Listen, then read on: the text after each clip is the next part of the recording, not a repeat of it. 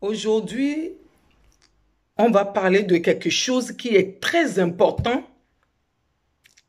Est-ce que quand on perd son enfant ou ses parents en tant que chrétien, est-ce qu'on a le droit de pleurer?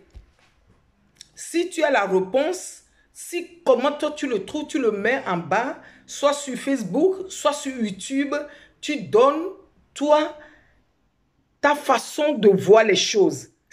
Quand on perd son enfant, est-ce qu'on a le droit de pleurer? Parce que nous, plutôt nous les chrétiens, surtout nous les chrétiens plutôt, au jour d'aujourd'hui, on attend quelque chose, on voit quelque chose sur la toile, on voit quelque chose dans nos assemblées. Les gens se disent, quand quelqu'un traverse ce moment, il se dit, Dieu donne, Dieu reprend. Mais la personne qui avait dit ce mot, c'était Job. Mais il avait dit dans le moment où il a traversé les moments très difficiles.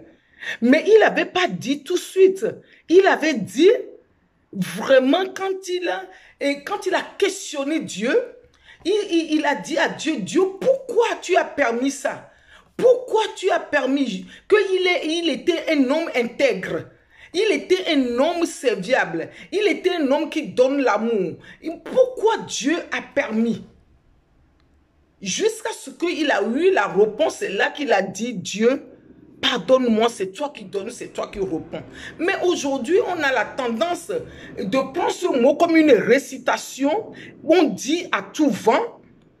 Et ma question, c'est que quand on perd ça, quelqu'un de cher, comme moi, j'avais perdu mon fils. Oui, j'ai aussi perdu mon père et ma mère. Mais ce n'est pas la même douleur.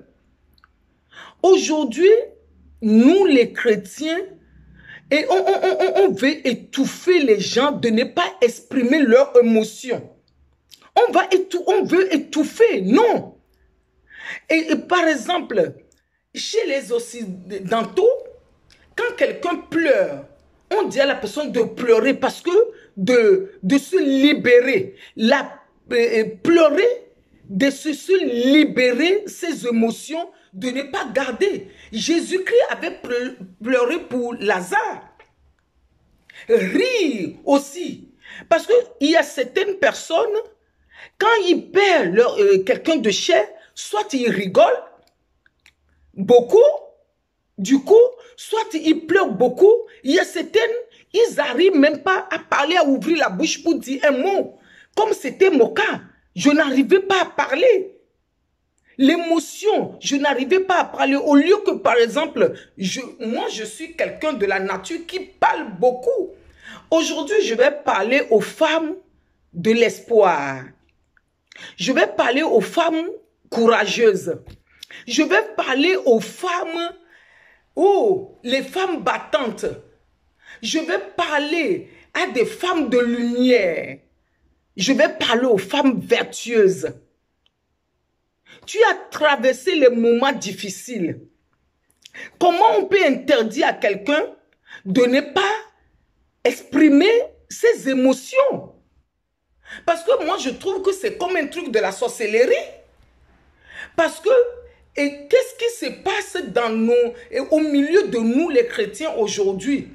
On prend tout parce que tu n'es pas à la place de la personne. On ne souhaite au mal à personne. Mais si tu étais à la place de la personne, c'est Job qui avait vécu cette situation. Job, dans la Bible, lui, il avait donné son témoignage. Chacun doit vivre quelque chose avant d'expérimenter quelque chose, avant de donner son témoignage. Moi, je suis une motivatrice.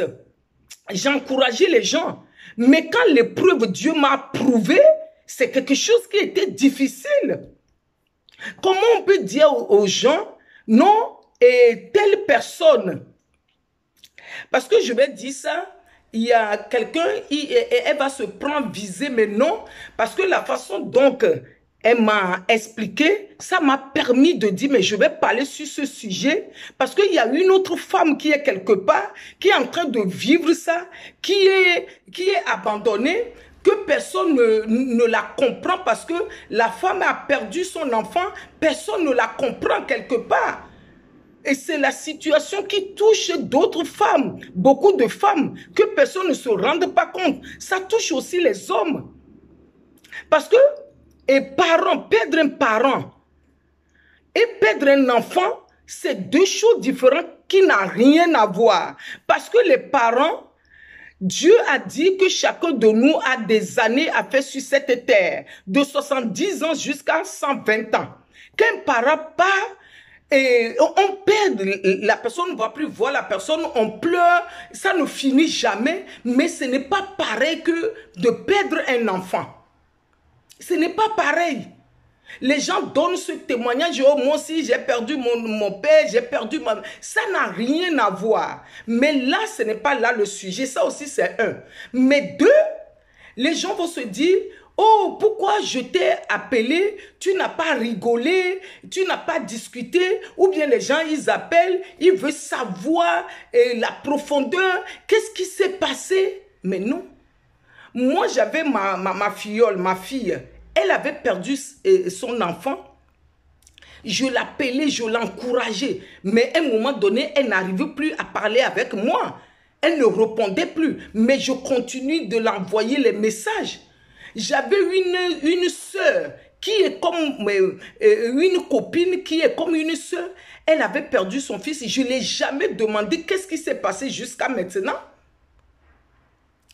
Quand ça dépend de tout le monde. Si la personne veut rigoler, parce qu'on dit qu'il y a quelqu'un qui a perdu son mari, la personne est en train de rigoler, parce que la personne dit c'est Dieu qui donne, Dieu reprend, la personne rigole. Mais vous-même qui dit ça, mais la famille de la dame va encore lui dire, ah, tu as perdu ton mari et tu es en train de rigoler comme ça. C'est toi-même qui es sorcier, c'est toi qui as tué ton mari. Et les gens peuvent dire, mais comment quelqu'un a perdu son mari et elle est en train de rigoler, elle est en train de parler comme d'habitude parce que elle n'est pas compatie. Le départ de son mari et elle est sorcière, c'est elle-même qui a tué. C'est ces mêmes personnes qui vont encore dire ça. Si la personne pleure aussi, on m'a dit, elle pleure, elle ne veut pas parler à personne, mais si la personne rigole aussi, non mais il faut qu'on arrête. Il faut qu'on arrête parce que chacun de nous vit les choses différemment.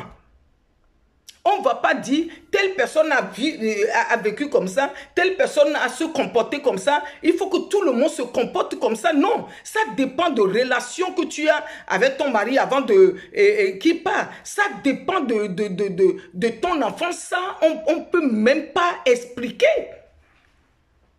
Oui, c'est les mêmes personnes qui vont insulter la personne. Et on va dire, oh, la personne, elle a perdu son mari. Regarde comment elle est en train de s'habiller. Il y a d'autres personnes qui disent, regarde, elle s'habille bien. Hein. Mais si la personne ne s'habille même pas, dit, ah, elle a perdu son mari depuis, elle ne veut plus s'habiller, elle n'est pas la seule. Mais attends, et on veut quoi? On veut quoi? On veut quoi?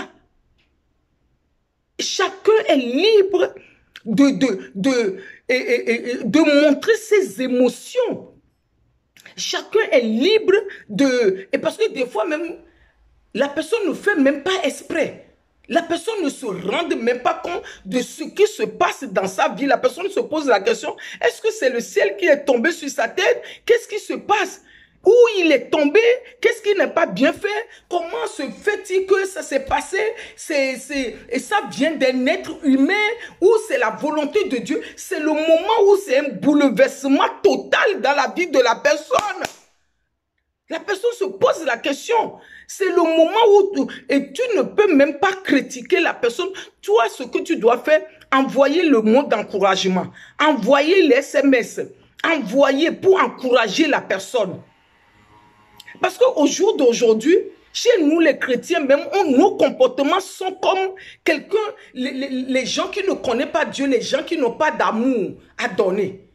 Oui, même les païens, il dit à la personne, pleure, parce que pleurer, ça fait dégager les émotions, ou bien rire, parce que rire aussi, ça guérit. Il y a deux choses qui guérissent, pleurer et rire.